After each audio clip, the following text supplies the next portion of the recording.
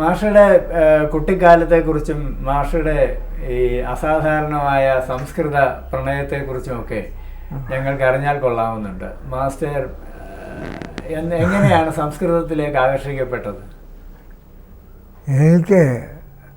ഞാൻ നദീതീരത്താണ് താമസിച്ചു വരുന്നത്, കുടമാളൂർ ആറ്റിന് സമീപത്ത്. അവിടെ ഇരുന്ന മറുകരയുള്ള ഭട്ടതിരിപ്പാടിൻ്റെ, തെക്കേടത്ത് ഭട്ടതിരിപ്പാടിൻ്റെ ഭവനത്തിൽ നിന്ന് രാവിലെ പുറപ്പെടുന്ന ഗീതിയുടെ അല്ലെങ്കിൽ ആ സ്തോത്രത്തിൻ്റെ ഗായത്രിയുടെ ശബ്ദം എനിക്ക് വളരെ ആകർഷകമായി തോന്നി. കാര്യം എന്താണെന്നതിൻ്റെ പ്രസ്തുതമായ വിഷയം എന്താണ് ഇതൊന്നും എനിക്ക് അറിഞ്ഞുകൂടാ. എങ്കിലും എന്തോ ഒരു ആകർഷണം എന്നെ ആ ഭാഷ പഠിക്കുന്നതിൽ ത്വരിപ്പിച്ചു എന്ന് പറയാവുന്ന നിവൃത്തിയില്ല. ആ കാലത്ത് ശ്രീമാൻ വിഷ്ണുനാരായണൻ നമ്പൂതിരിയുടെ പോലെയുള്ളവരുടെ സംസർഗം ലഭിച്ചിരുന്നുവെങ്കിൽ ഈ 100 മുമ്പ് തന്നെ ഞാൻ സംസ്കൃത പണ്ഡിതനായി തീരുമായിരുന്നു. ഇന്ന് ഞാനൊരു വിദ്യാർത്ഥിയായി തന്നെ കഴിഞ്ഞുകൂടുന്നു. ഇനി എന്താണ് വേണ്ടത്? ഞാൻ തെക്കേടത്ത് വാസുദേവൻ ഭട്ടതിരിപ്പാടിൻ്റെ പിതാവിൻ്റെ സ്വരമാണ് മുമ്പേ കേൾപ്പിച്ചത്, അല്ലെങ്കിൽ കേൾപ്പിക്കാൻ ആഗ്രഹിച്ചത്. നമ്പൂതിരിപ്പാട് ഞാൻ വരുന്നത് കാണുമ്പോൾ ഞാൻ മിക്കവാറും അദ്ദേഹത്തിൻ്റെ ഭവനത്തിൽ പോകാറുണ്ട്. ദൂരെ വെച്ച് കാണുമ്പോൾ തന്നെ സ്ഥിതാർത്ഥനം ഭസ്മസു ചാടിതാധരാന്ന് ചൊല്ലി തുടങ്ങി എന്നെ ആകർഷിക്കാൻ വേണ്ടി. അതായത് തൻ്റെ ആഗമനം അറിയിക്കാനായിട്ടാണ്. അപ്പം പിന്നെ ചോദിക്കുക എന്താണ്, 8 ശ്ലോകം മാത്രമേ കവി എഴുതിയിട്ടുള്ളൂ എന്ന് പറയുന്നു, പിന്നീടുള്ളതൊന്നും എഴുതിയിട്ടില്ല. അതിന് പറയപ്പെടാറുള്ള കാരണങ്ങളുമൊക്കെ വെച്ച് അങ്ങനെ ചർച്ചയിലേക്ക് കിടക്കുകയായി. ഇങ്ങനെ രാത്രിയിൽ ചിലപ്പോൾ കോട്ടയത്തുനിന്ന് അന്ന് പാലവും വിറ്റൊന്നുമില്ല, കുടമാളൂർ പാലം എന്ന് പിന്നീട് പ്രസിദ്ധമായി തീർന്ന ആ പാലത്തിന് വേണ്ടി ഏകദേശം 30 കൊല്ലത്തോളം ഞാനും മാമ്പുഴ എന്ന പണ്ഡിതൻ തന്നെ ഒരുമിച്ച് 30 കൊല്ലത്തോളം ജോലി ചെയ്തു. അദ്ദേഹം ഈയിടെ തന്നെ യവനിയെ പ്രാപിച്ചു. ഞാൻ നിർലജ്ജനായി ഇന്നും ജീവിച്ചിരിക്കുന്നു. ഞങ്ങൾക്കത് അനുഗ്രഹമാണ്. മാസ്റ്ററുടെ ആദ്യകാല ഗുരുക്കന്മാരെ കുറിച്ച് പറയാമോ? എൻ്റെ ആദ്യത്തെ ഗുരു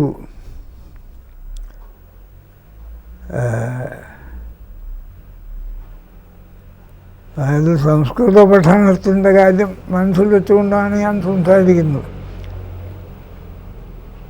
പന്തളം കൃഷ്ണവാര്യർ എന്ന മഹാപണ്ഡിതനാണ്. അദ്ദേഹം സംസ്കൃത പണ്ഡിതൻ മാത്രമല്ല, ജ്യോതിഷം, അഷ്ടാംഗഹൃദയം, ഭവന നിർമ്മാണം സംബന്ധിച്ച ശാസ്ത്രങ്ങൾ, വാസ്തുശില്പം, വാസ്തു ഒരു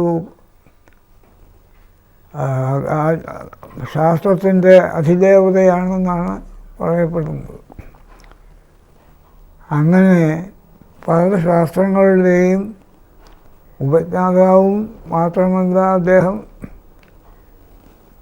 അതിൻ്റെ മാർമികമായ ഭാഗങ്ങളെല്ലാം ഗ്രഹിക്കുന്ന ആളുമാണ്.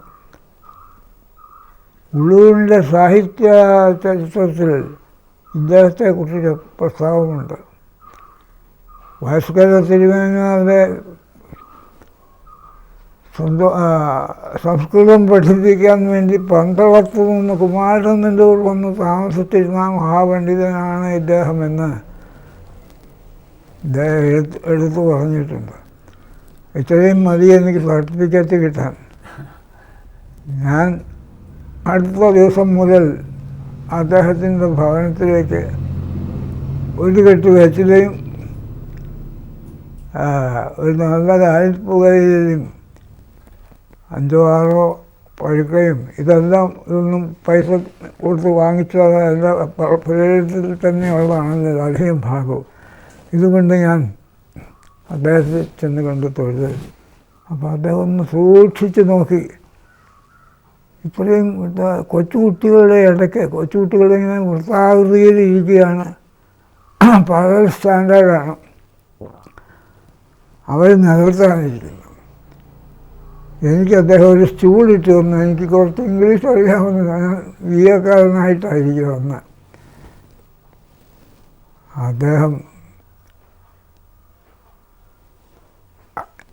തന്ന സ്റ്റൂളിന്മേൽ ഇരുന്നു കൊണ്ട് ഞാൻ ഈ കൊണ്ടുവന്ന ഉപഹാരങ്ങൾ അല്ലെങ്കിൽ മുറുക്കാൻ സാധനങ്ങളെല്ലാം അങ്ങോട്ട് ഇട്ട് കൊടുത്തു. അദ്ദേഹം അതെല്ലാം എടുത്തു വച്ചിട്ട്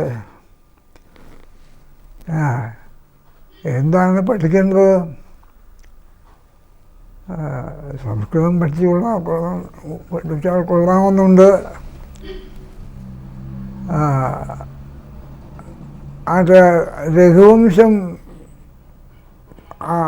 ആദ്യത്തെ ശ്ലോകം ഒന്ന് വായിക്കൂ.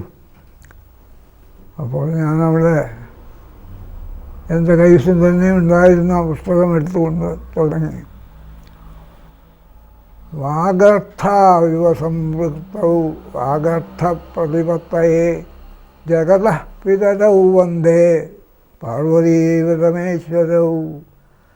ഇത് കേൾക്കുമ്പോൾ അദ്ദേഹം ഇങ്ങനെ പുഞ്ചിരി ഊക്കിക്കൊണ്ടിരിക്കുന്നു. എന്നെ ഹൃദയം കൊണ്ട് പരിഹസിക്കുകയാണോ എന്താണെന്ന് അറിഞ്ഞുകൂടാ. അതിനിടയ്ക്ക് അദ്ദേഹം പറഞ്ഞു കഴിഞ്ഞു, ഉച്ചാരണം എനിക്ക് ബോധിച്ചു. പ്രാണിനീയ പ്രദ്യോതം രചിക്കുന്ന കാലത്ത് ICയുമായിട്ട് മാസ്റ്റർക്ക് സമ്പർക്കമുണ്ടോ? പ്രാണിനീയ പ്രദ്യോതം രചിക്കുന്ന കാലത്ത് വെച്ചാൽ അദ്ദേഹം 10-15 കൊല്ലം കഴിഞ്ഞതിന് ശേഷമാണ് അച്ചടിക്കാൻ തുടങ്ങിയത്. അതിന് മുമ്പ് ഞാൻ തിരുവനന്തപുരത്ത് മലയാളം BAയും സംസ്കൃതവും പഠിക്കാനായിട്ട് ഒരു ഹോസ്റ്റലിൽ താമസിച്ചിരുന്നു. അന്ന് ഈ വെങ്കട്ടരാമ ശർമ്മ എന്ന മഹാപണ്ഡിതൻ. വാസ്തവത്തിൽ എനിക്ക് അത്ഭുതം തോന്നിയിട്ട് എങ്ങനെ ഈ വിധത്തിൽ സംസാരിക്കുന്ന ഇത്ര മുഴുവൻ വളരെ യാതൊരു തടസ്സങ്ങളും കൂടാതെ 6 അടി പൊക്കമുള്ള ഈ മനുഷ്യൻ പ്ലാറ്റ്ഫോമിൽ നിന്ന് പ്രസംഗിക്കുന്നത് കേൾക്കാനല്ല കാണാൻ പല കുട്ടികളും ഓടിക്കൂടി ഉണ്ടായിരുന്നു. അങ്ങനെ പലതും സാധ്യമായിരുന്നു. ആ കൂട്ടത്തിലാണ് ഈ പാണിനീയ പ്രദ്യോതം IC ചാക്കോ എഴുതി വെച്ചിട്ട് കുറേയായി. പാണിനി മഹർഷി എന്നാണ് അദ്ദേഹത്തെ വിളിക്കേണ്ടത്. അദ്ദേഹം ഒരു സിംഹത്താൽ വധിക്കപ്പെട്ടു എന്ന വാർത്ത എന്നെ വളരെ വ്യസനിപ്പിക്കുകയുണ്ടായി. ആ പാണിനി ഗ്രന്ഥം അച്ചടിക്കുന്നതിന്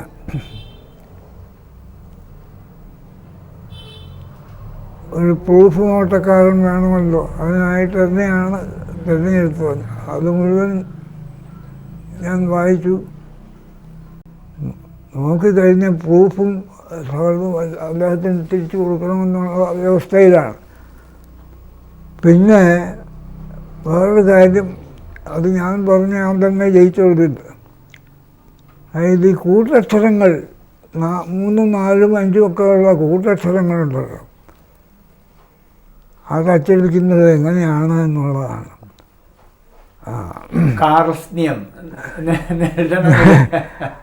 അത് തന്നെയാണ് ഒരു പദം. അപ്പോൾ വലിയ ബുദ്ധിമുട്ടിക്കാൻ ശ്രമിച്ച ആളുകളാണ് KC കേശവത്തിന് കാർഷ്ണ്യേന കാണാൻ കഴിയാ ജഗത്തിൽ. കാർഷ്ണ്യം കംപ്ലീറ്റ്നെസ് എന്നുള്ള അർത്ഥമാണ്. ആ കാർഷ്ണ്യം എന്നുള്ളതിന് എല്ലാത്തിൻ്റെയും ഒടുവിലത്തെ അക്ഷരം എടുത്ത് ബാക്കിയെല്ലാത്തിൻ്റെ മുകളിൽ ചന്ദ്രക്കല ഇട്ട് എഴുതിക്കണം. അങ്ങനെ എങ്ങനെ വായിക്കുന്നു ഒന്നും എല്ലാവരും കേൾപ്പിച്ചെന്നാൽ കൊള്ളായിരുന്നു എന്നെനിക്ക്. ഞാൻ പറഞ്ഞത് അങ്ങനെയല്ല, ഈ കൂട്ടക്ഷരങ്ങളെല്ലാം തന്നെ വാർത്തെടുക്കണമെന്നാണ്. അങ്ങനെ തന്നെ ഒടുവിൽ ഐസിച്ചാക്കോ സമ്മതിക്കുകയും ചെയ്തു. പ്രത്യേകം ടൈപ്പ് ഉണ്ടാക്കുകയായിരുന്നു. ഇതല്ലോ എന്ത് ബുദ്ധിമുട്ടുള്ളതാണ്.